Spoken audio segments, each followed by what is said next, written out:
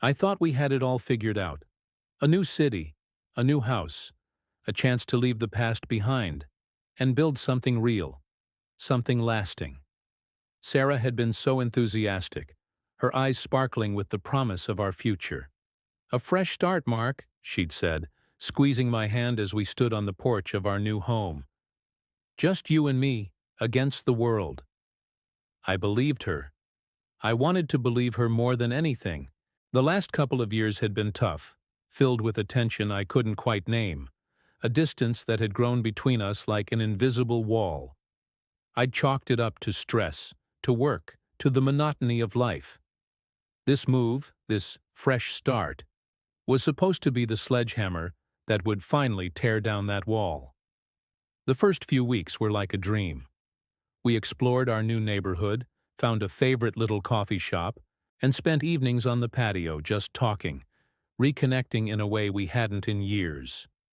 I watched her smile, that brilliant, radiant smile that had first made me fall in love with her, and I felt a sense of peace settle over me. The old anxieties, the quiet suspicions that had gnawed at the edges of my mind, they all faded away. We were finally back on track. I was so sure of it. I'd started a new job, a remote position that allowed me to be home more, to be present. I thought it was what we both wanted, more time together, more shared moments. The change was subtle at first. A few extra late nights at her new office, which she said was just settling in. Phone calls she'd take in the other room, her voice dropping to a whisper.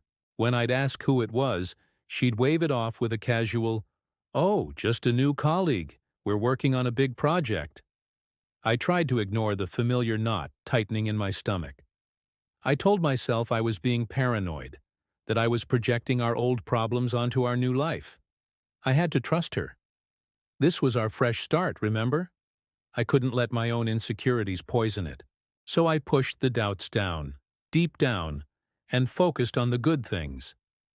I'd make her favorite dinner, have a movie ready to watch, anything to hold on to that feeling of a new beginning. Then came the texts.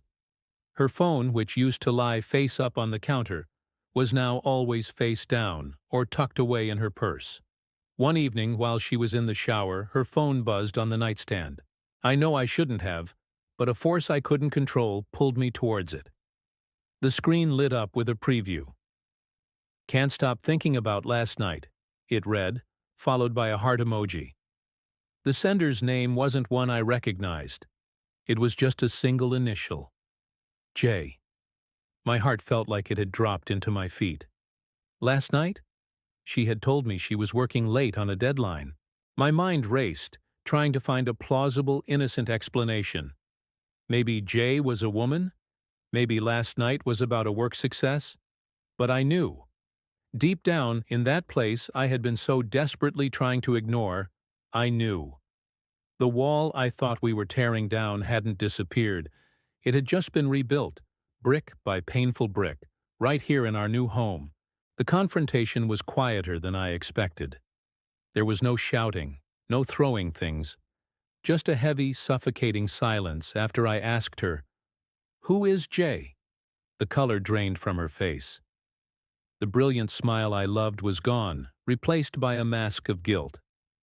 She tried to deny it at first, the same weak excuses about work and stress, but I held her gaze, my own eyes probably reflecting the storm of betrayal and heartbreak raging inside me. Finally, she broke. The truth came out in broken whispers. Jay was a colleague from her old job. The affair hadn't ended when we left our old city. It hadn't been a symptom of our old life. It was a secret she had packed up and brought with her to our fresh start. She hadn't moved here with me to rebuild our marriage. She had moved here to be closer to him, as he had coincidentally been transferred to a branch in this very city just a month before we moved. It all clicked into place. Her enthusiasm for the move, her late nights, the whispered phone calls. It wasn't about us. It was never about us. It was all about him. The promise of a fresh start was the most elaborate lie she had ever told.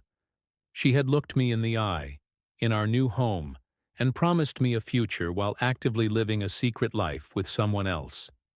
She said she was sorry, that she didn't know how to stop, that she didn't want to hurt me. But the words were meaningless. The damage was done. The trust, the very foundation of our relationship, was not just cracked, it was pulverized. There was nothing left to salvage. Standing in that new house, surrounded by boxes we had barely finished unpacking, I felt an unbearable sense of emptiness. This place, which was supposed to be a symbol of our renewed love, was now a monument to her deception. Her smile, the one I had cherished, was no longer a source of joy, but a painful reminder of the secret it hid. A fresh start? No. It was just the same old story, with a different backdrop. The secret was the same. The betrayal was the same. And the pain. The pain was deeper than I could have ever imagined.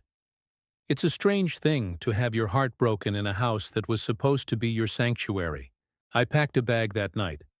As I walked out the door, I took one last look at Sarah. She was crying, but I couldn't find any sympathy in my heart. All I saw was a stranger. The woman I loved, the life I thought we were building. It was all an illusion. Sometimes the most beautiful promises hide the most devastating truths. The hardest lesson I had to learn is that you can build a new future on a foundation of old lies. You can change cities, you can change houses, but you can't force a fresh start when one person is still living in the past. Navigating betrayal is incredibly difficult, and it's a journey no one should have to walk alone. If you're going through something similar, remember that your feelings are valid. It's okay to feel angry, hurt, and confused. Reaching out to a trusted friend, a family member, or a professional therapist can make a world of difference. Talking about it can be the first step towards healing and finding your own, true, fresh start. You deserve honesty, respect, and a future built on truth. Thank you for listening to my story. If it resonated with you, please consider liking this video and subscribing for more content. Take care of yourselves.